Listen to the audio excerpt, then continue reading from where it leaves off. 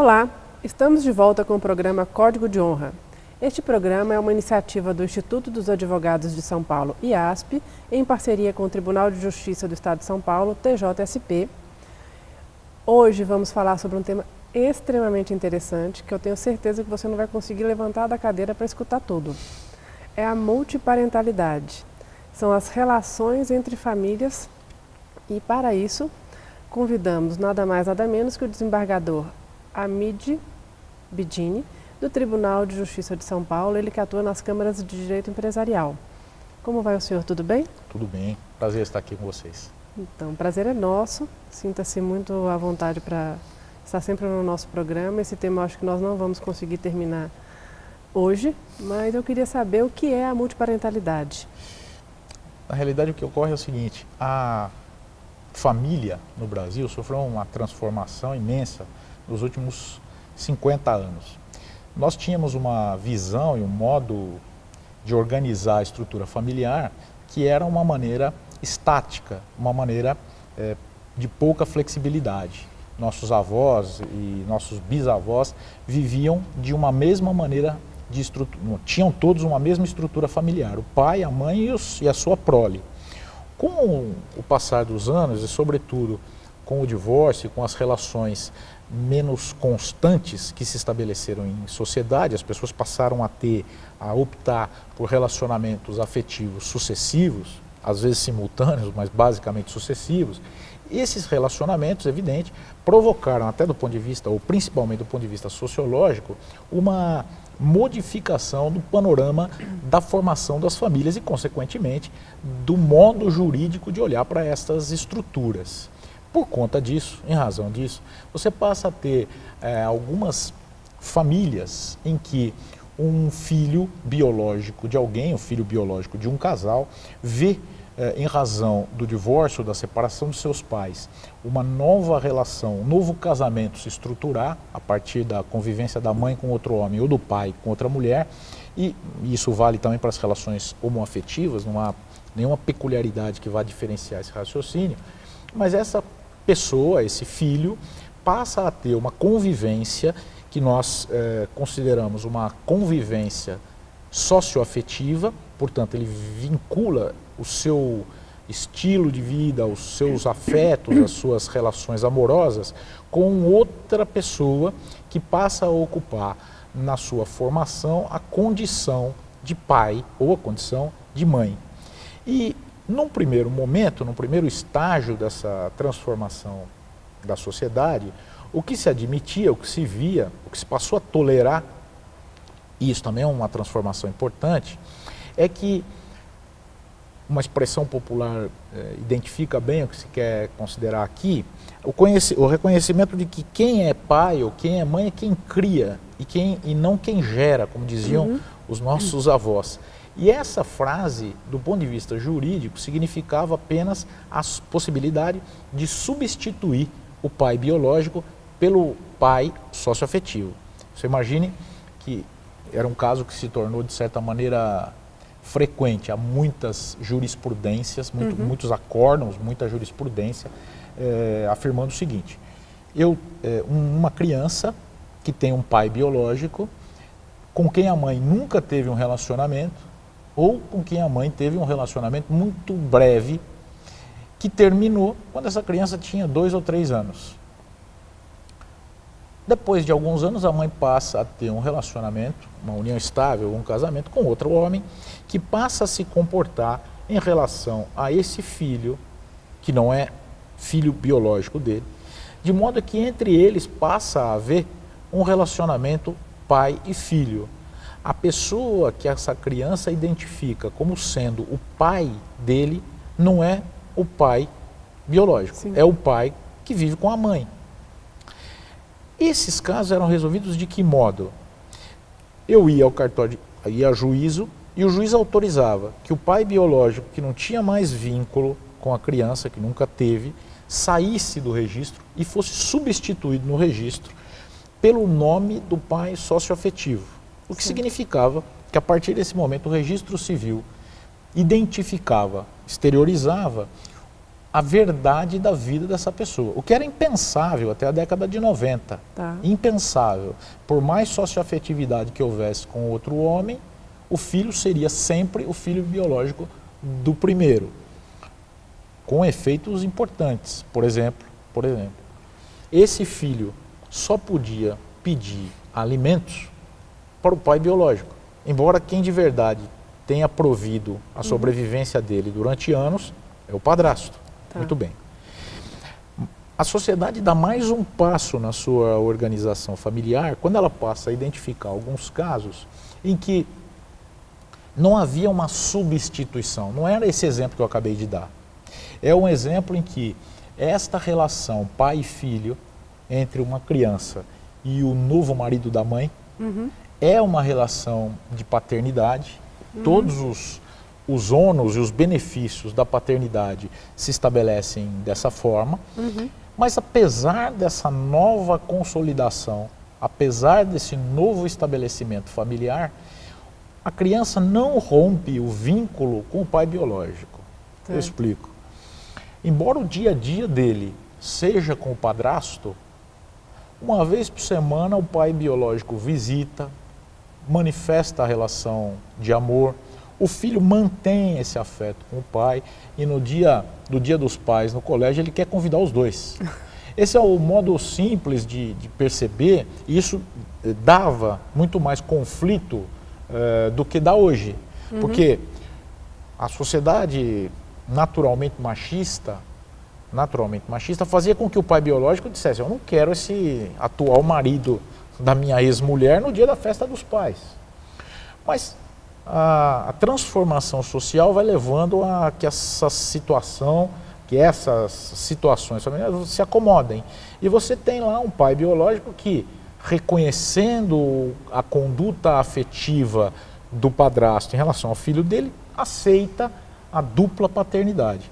E aí, para resolver essa situação social que estava colocada, surge a ideia, surge a tolerância da multiparentalidade. Então, um acórdão do Supremo Tribunal Federal de 2016, eu posso me equivocar no número, mas salvo engano meu, é o acórdão, o recurso extraordinário 898060, do ministro Luiz Fux, vai admitir que do registro passem a constar 2 pais e ou 2 mães. Então, a ideia original da multiparentalidade é essa, Fabiana.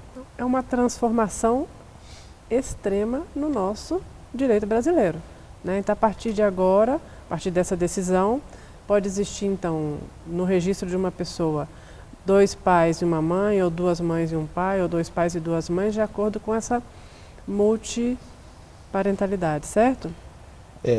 E sim. eu queria explorar um pouco mais o conceito de relação socioafetiva, porque eu percebo que para se identificar esse possível novo pai ou essa possível nova mãe, é necessário que exista essa relação socioafetiva. O senhor poderia me explicar melhor a relação socioafetiva? Sim. A expressão socioafetividade, ela tem um sentido jurídico específico. O que ela quer significar? Ela quer significar o surgimento, que o Código Civil até reconhece. Ela quer significar o reconhecimento de que não apenas a formação biológica da vida tem peso. Nós vivemos hoje no direito civil a ideia de construir a dignidade da pessoa humana. O que isso quer dizer?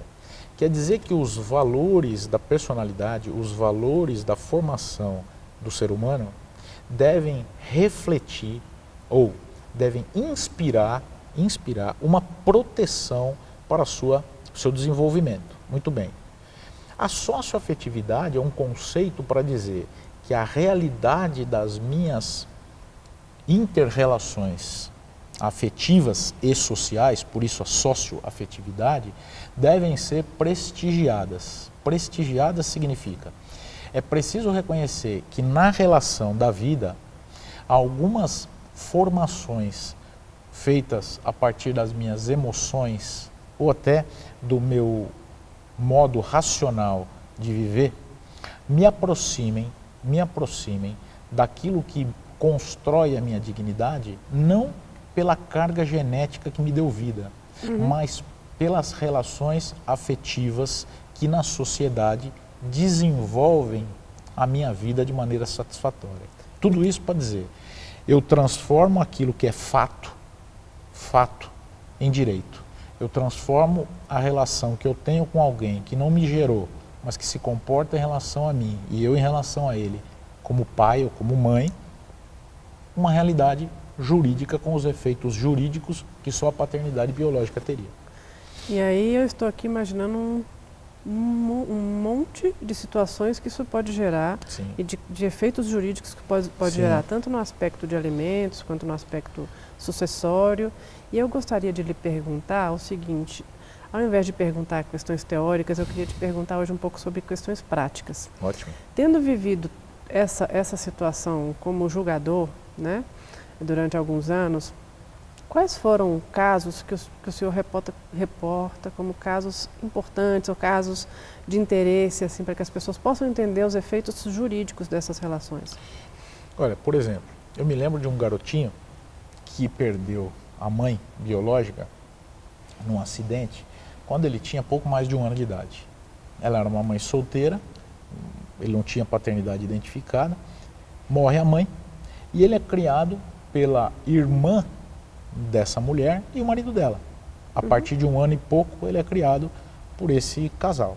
Esse garoto, quando tem lá seus 15 anos, e claro, só conhecia no mundo real os afetos daquele marido, daquela tia dele, e só tinha relação como mãe ou como pai com esse casal, nunca foi enganado e sempre soube que a mãe biológica era, entre muitas aspas, a irmã da tia.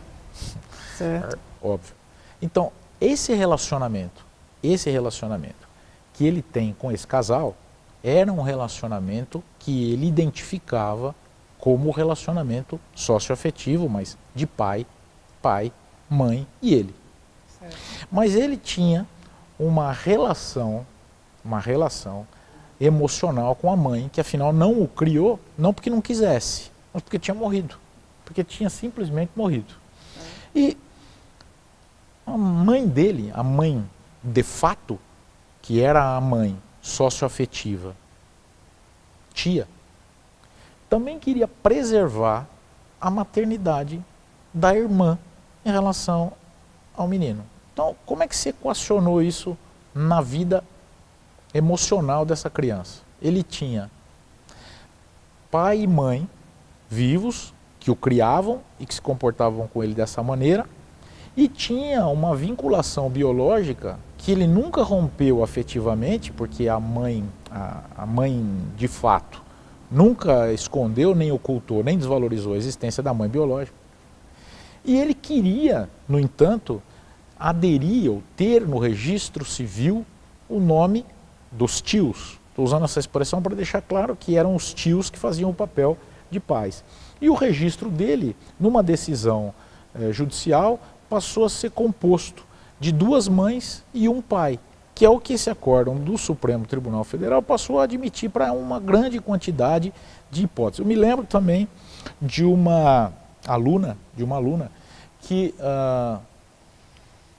mantinha um relacionamento com o pai biológico, que havia se separado da mãe dela, mas ela tinha um relacionamento muito próximo com esse pai, que não morava na mesma cidade, mas que vinha uma vez por mês de um lugar distante. Havia uma despesa que para ele era importante, ele continuava visitando a filha, mas como o pai vinha uma vez por mês, ela acabou se afeiçoando, criando essa relação socioafetiva com o marido da mãe. Sim. E ela queria colocar o marido da mãe, o padrasto, no registro civil, mas não queria tirar o pai, que sentia que ia magoá-lo, não queria substituir. E isso foi feito.